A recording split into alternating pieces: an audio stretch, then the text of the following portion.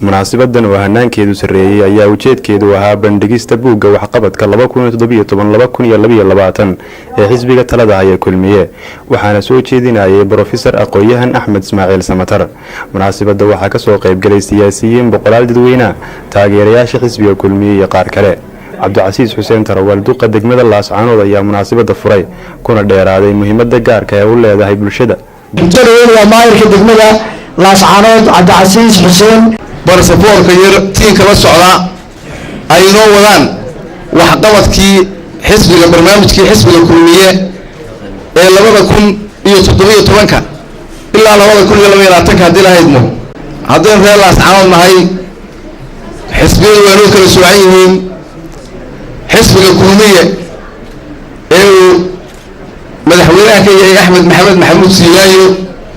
idinkana uu musharax u yahay Mustafa Cabdi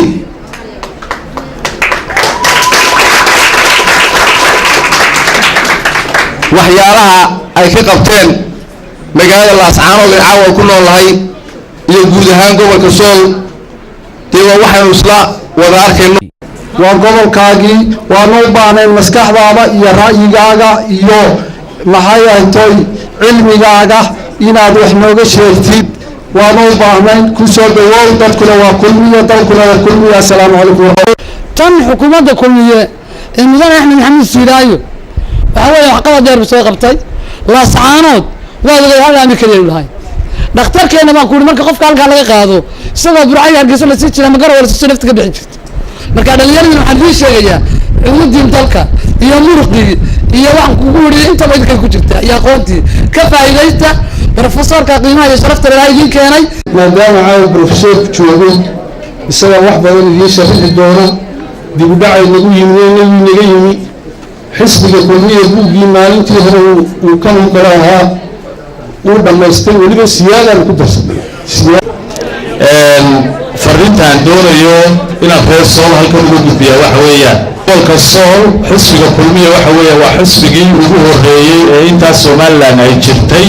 wax la taaban karo ka qabtay oo aad ilibna markatay waa xisbigii ugu horeeyay ee halkan ku soo bandhiga barnaamij siyaasadeedkiisa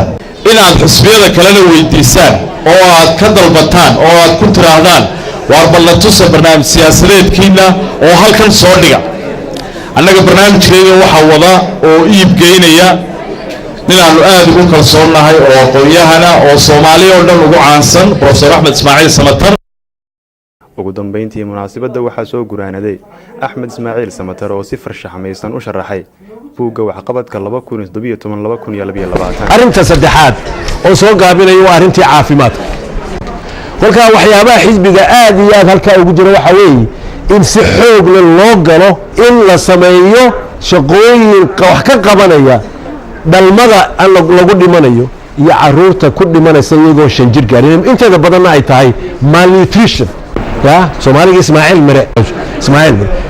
Soomaaliga Maxamed Cabdulla Xasan waad garanays af Soomaali af Carabi af Ingiriisi caruurteeda in lagu anqariyo oo halka dabadeetana ay ka soo baxaan iyagoo saddexda af ku dabaalayna ka soo baxaan taan baa adduunyada reer Laascaanood aan kaga qayb gali karnaa iyo reer Soomaaliland. Xamsaraadey RTN Laascaanood.